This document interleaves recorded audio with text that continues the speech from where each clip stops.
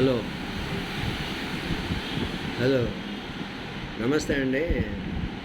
మనము బంధాలు ఎక్కువగా పెంచుకోవడానికి ఇష్టపడుతుంటాం.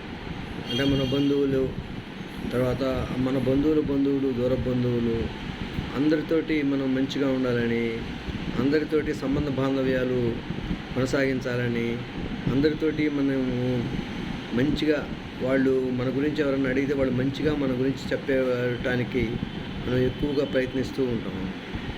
అంటే ఈ బంధాలు, స్నేహితులు కానీ బంధువులు కానీ మనం బాగా ఆశిస్తుంటాం ఎక్కువ శాతం.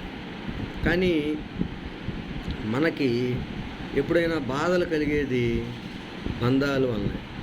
అంటే చాలామంది చూడండి, మీరు గమనిస్తే ఒక్కొక్కళ్ళు బాధపడేదంతా కూడా వాళ్ళ బంధువుల వలన, దూర బంధువుల వలన, స్నేహితుల వలన, ప్రాణ స్నేహితుల వలన, వాళ్ళ వలననే మనం ఎక్కువగా బాధలు పడుతూ ఉంటాం. బంధాలంటే బాధలు మినహా ఏముండదు. ఇప్పుడున్న ఈ రోజుల్లో మనకు సహాయం చేసేవాళ్ళు ఏళ్ల మీద లెక్క పెట్టచ్చు. ఒకళ్ళిద్దరు ఉంటే మన నుంచి సహాయం ఆశించేవాళ్ళు 100 మంది ఉంటున్నారు.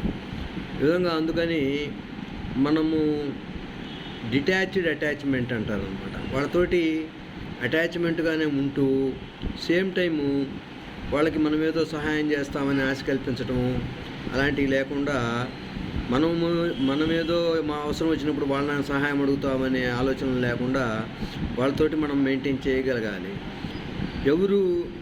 ఎవరికి ఉపయోగపడరు.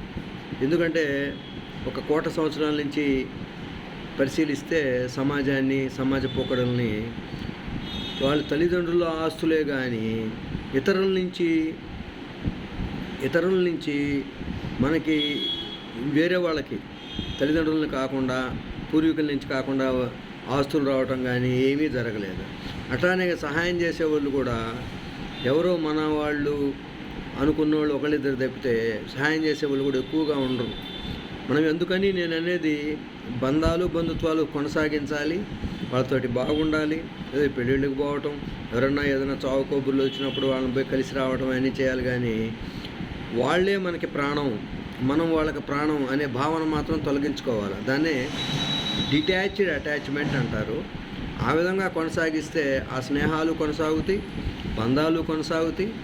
మనం ఏదో మనకు సహాయం ఉడతాభక్తిగా మనం చేయగలిగిన సహాయం అప్పుడు చేయొచ్చు. లేకపోతే ఒకవేళ పొరపాటున చేయలేకపోతే కూడా ఇతను మనకి అంత దగ్గరవాడు కాదులే అని వాళ్ళు అంతగా బాధపడరు. మనం ఏదో ఒకరిని ఆశించి వాళ్ళ క్లోజ్గా ఉంటే అది ఇబ్బందికరమైన పరిస్థితి అన్నమాట. అందువల్ల చాలా జాగ్రత్తగా మెయింటైన్ చేయాలి. Thank you very much.